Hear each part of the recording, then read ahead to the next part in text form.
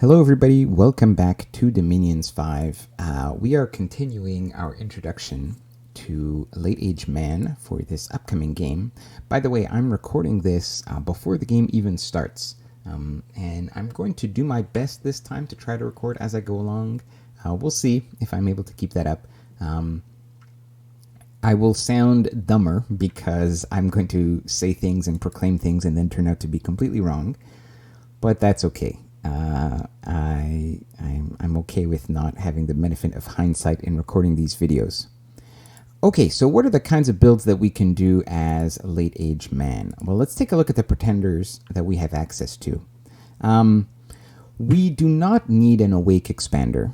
Awake expanders are really falling out of fashion in Dominions as people are figuring out really good ways to expand with pretty much every nation's troops. Now, some nations just have really bad troops, and they kind of need the help of an awake expander. LA Man does not. There are plenty of ways that we can expand. We don't even need a bless to expand. You don't even need to use the sacreds, although you can. So we don't need an awake expander. We almost certainly you want scales, right? Your stuff is great. Like you have great mages that you want to recruit everywhere, but they are a bit expensive because they're not sacred. So the upkeep's going to be expensive, and you want to be spamming them out. You can get citadels everywhere, so that's like an additional. It gives you more money, but it's going to cost you more money because you're recruiting 3 command points per turn instead of 2. And the troops are not super expensive in terms of gold, but they take a fair amount of resources. So we probably want to have some kind of scales build here. Now, there are a couple of ways you could go, and I'll talk about 2 main ideas, and I'll do the one that I have not chosen first. One thing that's pretty you can get like a monolith. Monoliths are always popular. Monoliths are actually kind of useful in combat because you can mono drop somebody. That is always nice. You can get a few paths. I guess let's talk about magic diversity here for a minute, all right? Man actually has not terrible magic diversity. Our main mage is going to have all of earth, astral, air covered, which is really a lot of what you need in Dominions. We're a big archery and crossbow nation, so we want to have wind guide and flaming arrows, which we can do. So no problems there. Now, we're not super high paths in Astral and Earth, but because we can get Astral 2 and Earth 2, we can basically build all the boosters that we need, or all the simple boosters that we need. So really, we're all set in that department. We even have Fire Death guys. By recruiting a bunch of these, eventually you will get one who is Fire and Death, which allows you to build the Construction 6 Fire Booster. So without even any pretender, we have a lot of different magic paths covered. Now, one thing we don't have covered is nature, which is odd because we get 2 nature gems per turn in our capital. And nature is a very important path. Obviously, you want to be able to do whether it's mass protection earlier on or mass regeneration later, right? We got a communion. We definitely want to get nature on our communion slaves, right? So nature is something we don't have access to. Now, it's likely that you'll find some kind of nature indie in the game, but those tend to be nature 1. So something you might want to consider, if you can, although it's not always possible, is getting some kind of higher nature on your pretender, so you can at least forge some useful magic items like a thistle mace. Just even having nature 2 to forge a thistle mace is going to go a long way. Do you want to maybe be able to forge the Moonvine bracelet as well? So having nature and astral, and like a cornucopia maybe. Because we have communions, you could technically get away with just having your nature 1 indies and forging communion crystal matrices, and then having them lead your communions, and you can use that to cast your high nature spells, right? You can get that is totally legit.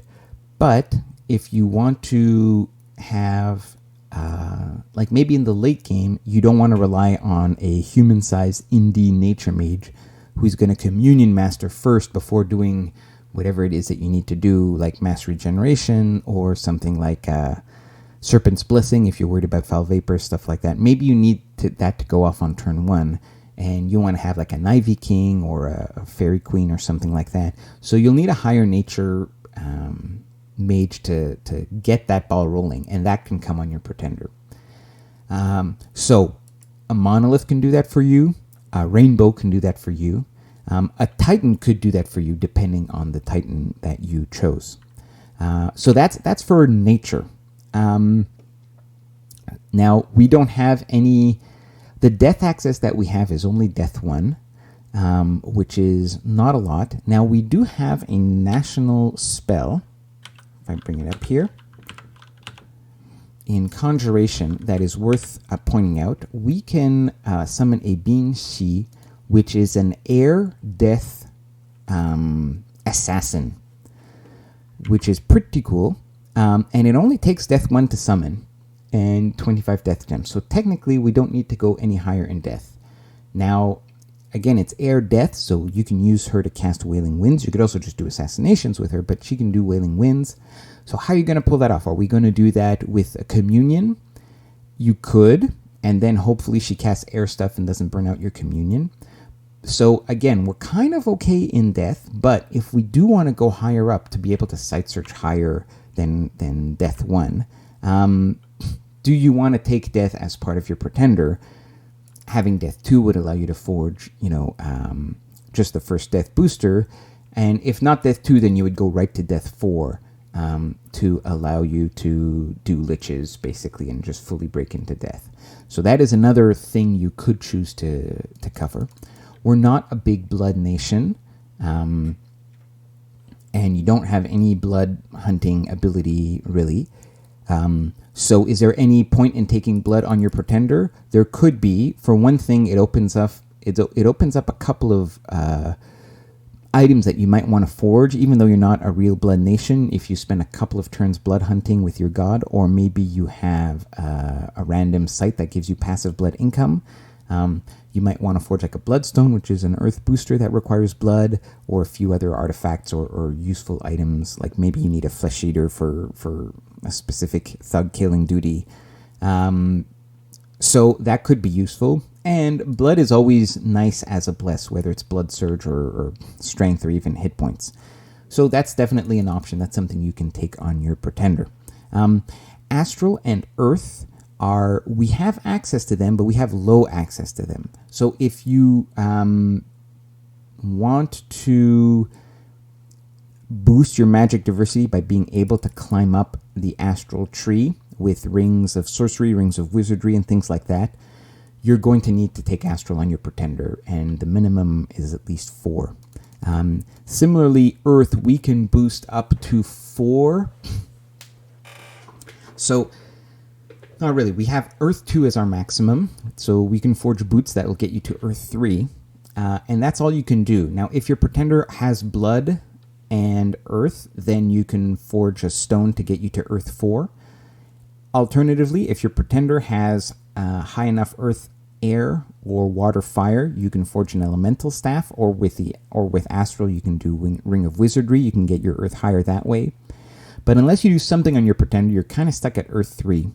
Now, I guess Earth 3, you can summon a Troll. Then with the Troll and the boots, you get to Earth 4. Anyways, because we have Communions, we'll be able to cast all the Earth spells we want, but if you wanted to go for some globals or some higher rituals in Earth, then you're going to need that on your Pretender as well. We have no native access to water. Water is very easy to boost, but you do need to start somewhere. Now, there are indies that have water, like there's some Amazons and a few other indies can have it randomly. So that's a decision whether or not you want to prioritize getting that on your Pretender. There isn't... actually, sorry, I should go back and I should mention, when you're choosing what we want to get on our Pretender, especially if it's a rainbow, you also have to weigh in like the value of the bless that you can get from it. And the issue with water is that the bless that you typically get with water is defense. And defense isn't a huge... Like, our guys have very low defense. They're relying on protection. So boosting our defense by 2 is really not super significant. So that's why this is a lot less appealing. Air is something that obviously we have access to. We can get Air 3 natively on our guys. Unfortunately, Air 3 isn't enough to build a booster. You need Air 4. So if you ever want to build any Air boosters, you're going to need to do that on your Pretender. In addition, the blesses on Air, there are, excuse me, I didn't say that properly. You can, as part of your Air Bless, take things like Precision, Far Shot, these archery blesses that normally nobody takes, but we actually have Sacred Archers, so that can be an interesting part of your build. Finally, Fire. We have Fire access in our nation, though not a lot. You will have Fire 1 mages that can lead Communion, so basically you can cast anything you need in battle. Even Fire 2 is enough to get to cast Flaming Arrows without even a Communion. So technically we're all set with Fire, but again, we can't build boosters. Well, actually, we can build the Fire Death booster, so that's something. We're not going to be able to climb much higher than that. So again, if that's important to you, that's something you can get into your Bless. Now, Fire, in terms of Bless, can give us fire resistance, can give us attack skill. Now, our Sacreds are, obviously every Sacred can use attack skill, but our Sacreds are also going to be shooting arrows, so it's not that the attack portion is not worth it. It's just proportionately it's less worth it because they're spending half their time at least shooting arrows, which doesn't use attack skill at all. Okay, let's talk about a few possibilities then. One build that you can do is the Tiwaz of War, which is also very common in MA. In fact, we get a rebate for him in MA. And the reason this guy is popular is because,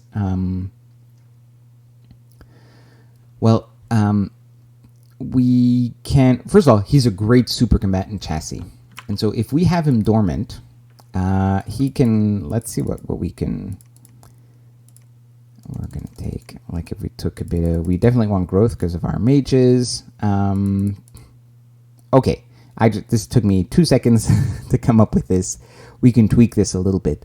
But this guy is a fantastic super combatant chassis. We can still get our scales. He's only dormant instead of imprisoned, so he's going to come online pretty soon. And you could take some minor blesses in fire, air, and earth. What would those be? Something, reinvigoration or strength is useful for our sacred. Strength might make them more killy to help break through some really high protection memes that an opponent is throwing at you.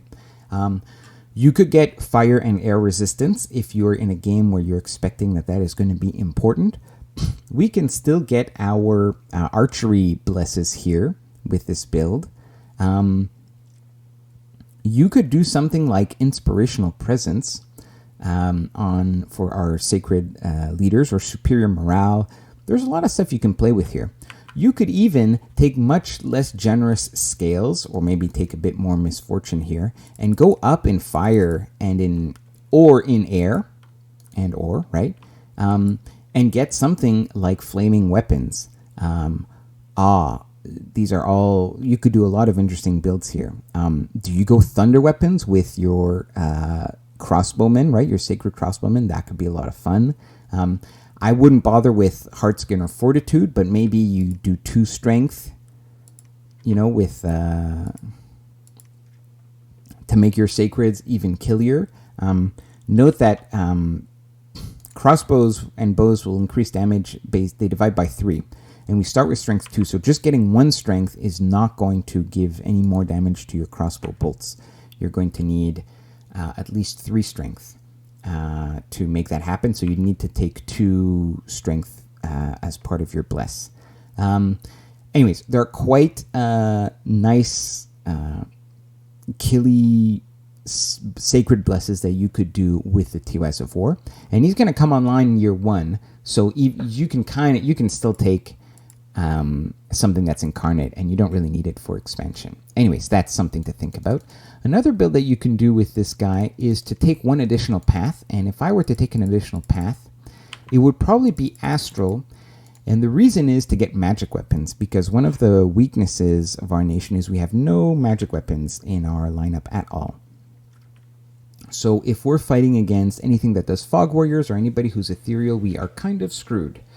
Now, we're not super screwed because we have air mages, so lightning tends to be a very effective way to fight against a lot of things that are ethereal, or just in general, like air magic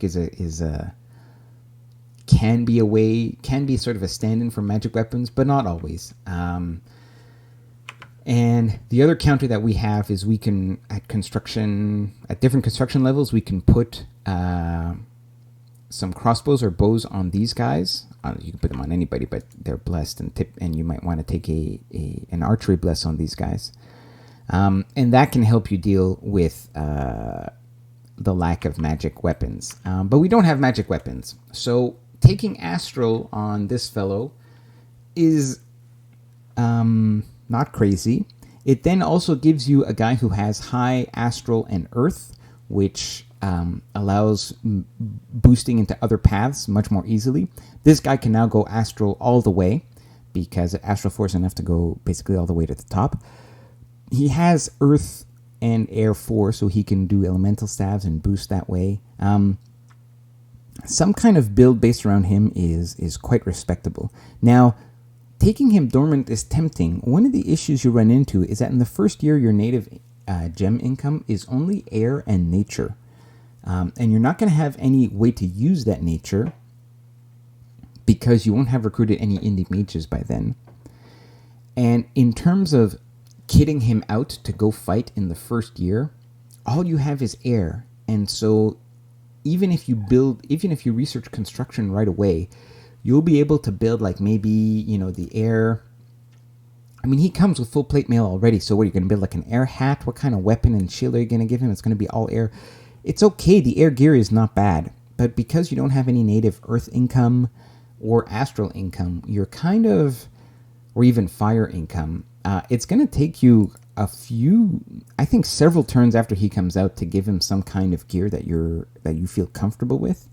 So that's definitely something you need to think about. You need to play test this a lot to see what kind of kit you're going to be able to get him early on.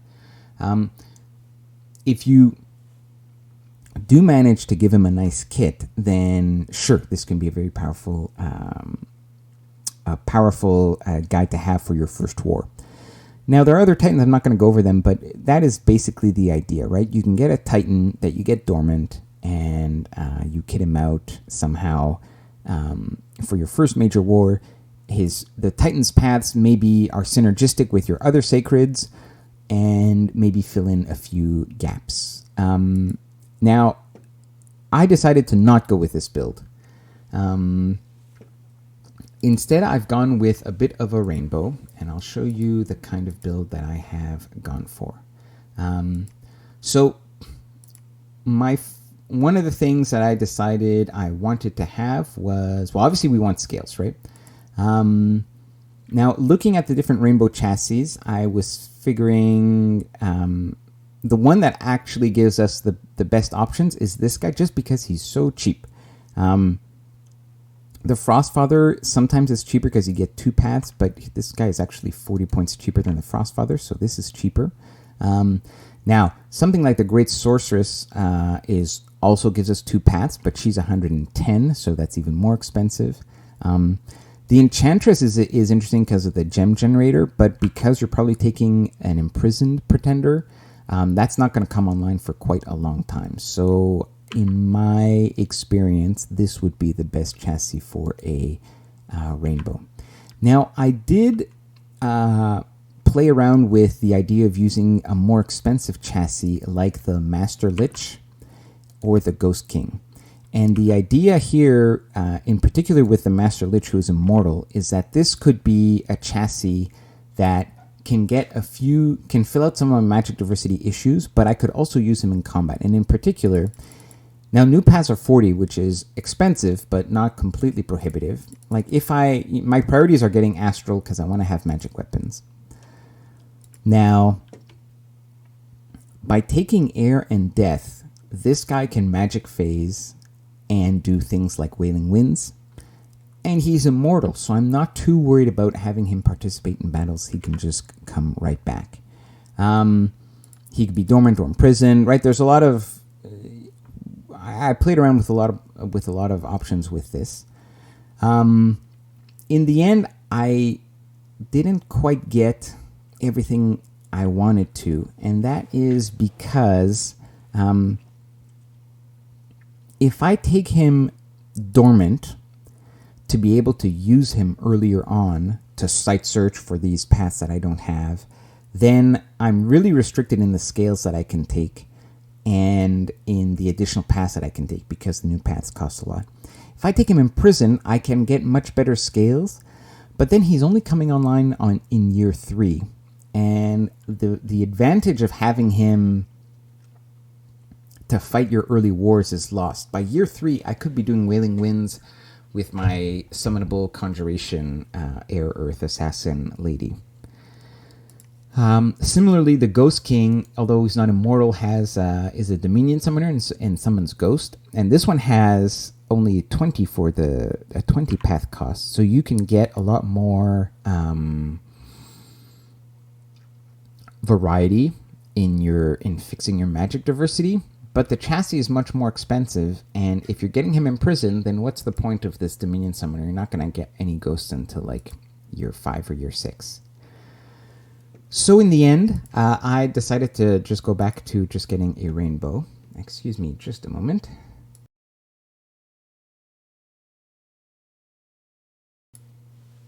Okay, so I've gone with this guy.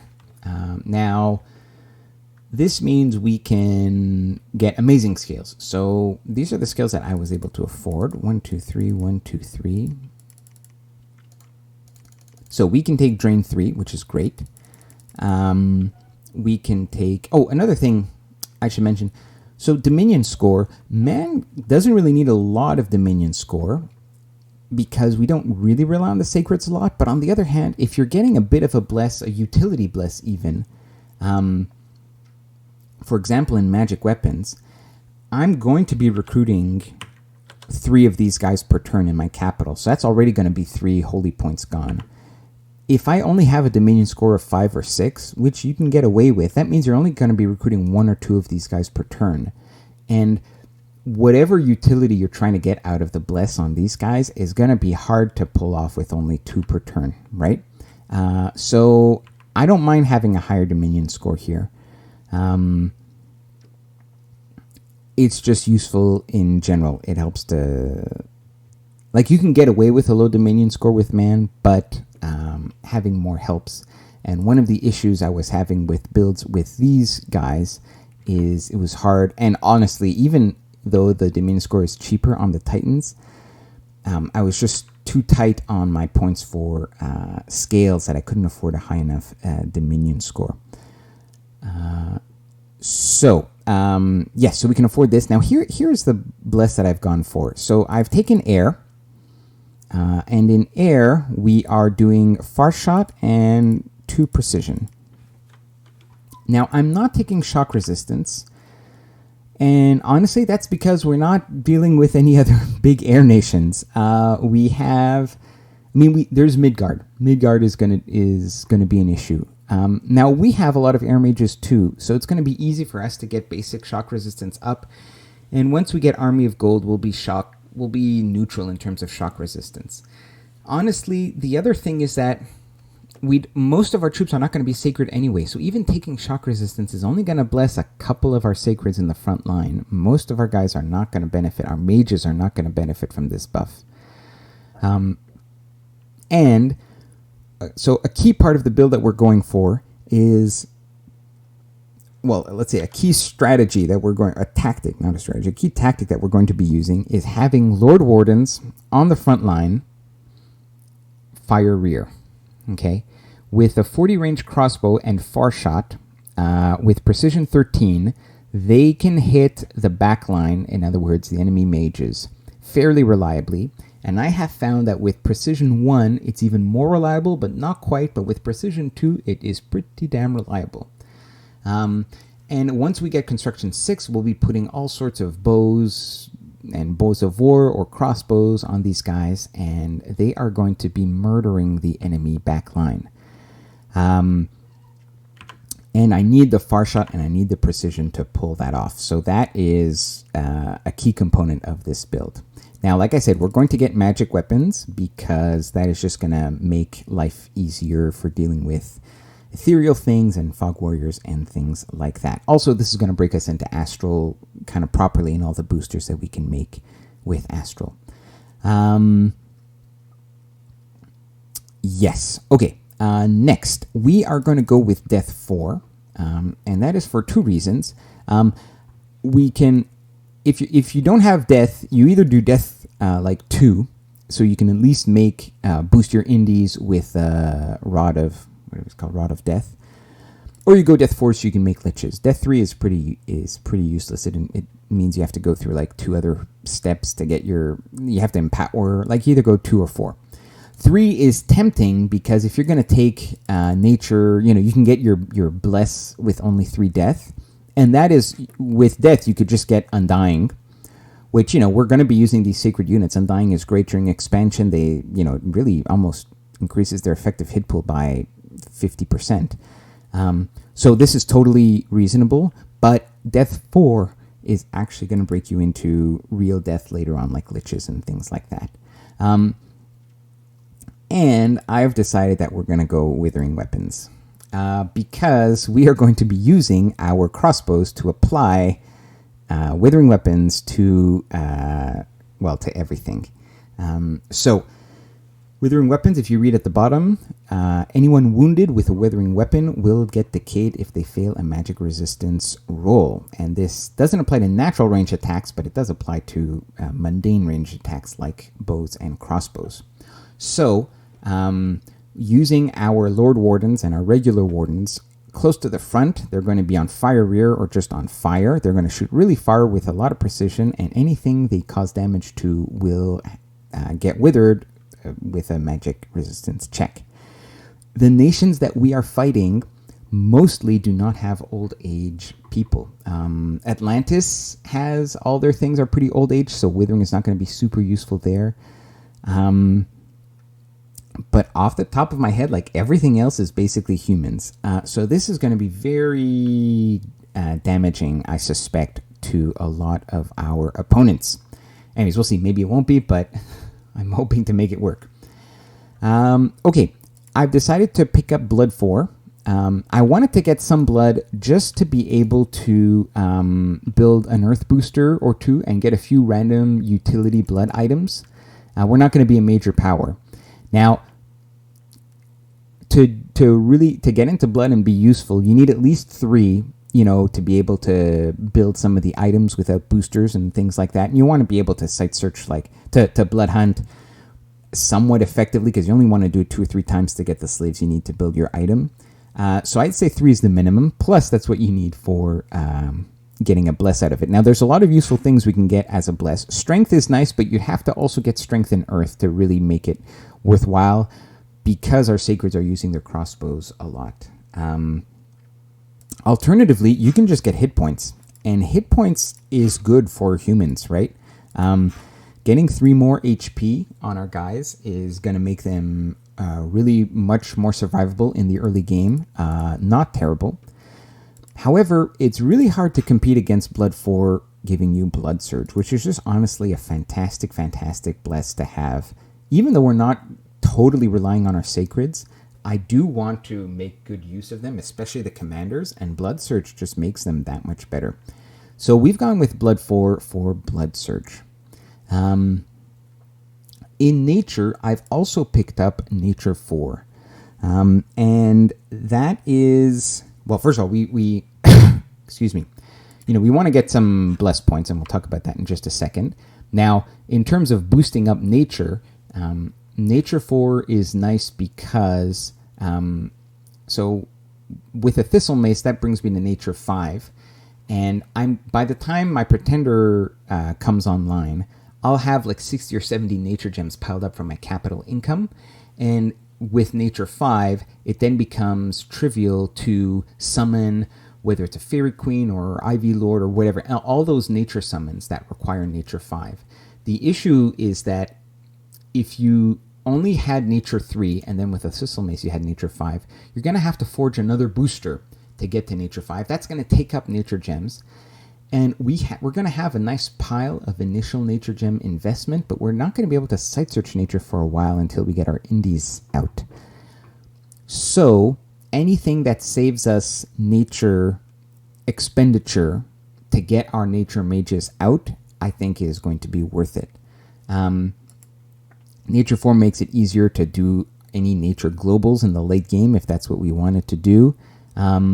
And honestly, the stuff we get here is very useful. So I've gone with low light vision because that's another thing we don't really have access to. We have astral. So if somebody's doing darkness, we can do stellar, solar brilliance, whatever it's called, that battle area spell. So that is one way to deal with darkness. But having low light vision is another good way to deal with that. And just having it on a few of our key units, our sacreds, is helpful. I've gone with some hit points here, and I've taken minor poison resistance. And that's just because we do have, there is Patala. There's a couple of nations that have a bit of poison in here. And it's cheap. It's just one nature. There are indies that sometimes use poison, and so in our early expansion, maybe in a first war, it'll be nice to have somebody who has a little bit of poison resistance. Even though this really doesn't cover a lot of the different troops in our army, none of our mages are really going to benefit from this. But between this and one extra hit point, I thought it was better to have the variety of having the extra poison resistance. And finally, we have 32 points left, and I'm going to get one in fire, one in water, and one in earth for cross paths to be able to forge things. So I'm not going for high earth, but this does allow me to forge the bloodstone, which is an earth booster. Water 1 is going to be the bare minimum needed to boost myself higher up into water. There is a Water 1 booster, which is going to get me to Water 2. After that, I'll have to use probably the Astral booster, the Ring of Wizardry, which I'll be able to forge. Elemental staves are going to be tricky, but I can get them with Earth. But that will only be once I get the Ring of Wizardry done. So we are going to have to go through Astral to get a lot of our boosting done. And I already had the ability to make the fire booster. This fire is mostly for, other cross paths, for fire blood, for fire astral. There are a few useful things to build there too. So I'm just getting these for utility, for forging of some items. And so that is our build. We'll see how it works out. I think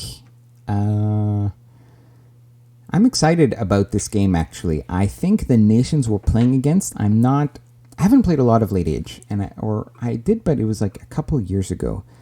And so I don't really know like a lot of what the current meta is. I'm really unsure what people are going to throw at me. And so I hope that I have prepared adequately for all the possibilities. I do think LA Man is quite a decent nation. And the big thing is going to be, I think one of the nice things we have going for us is that we aren't going up against a lot of air nations.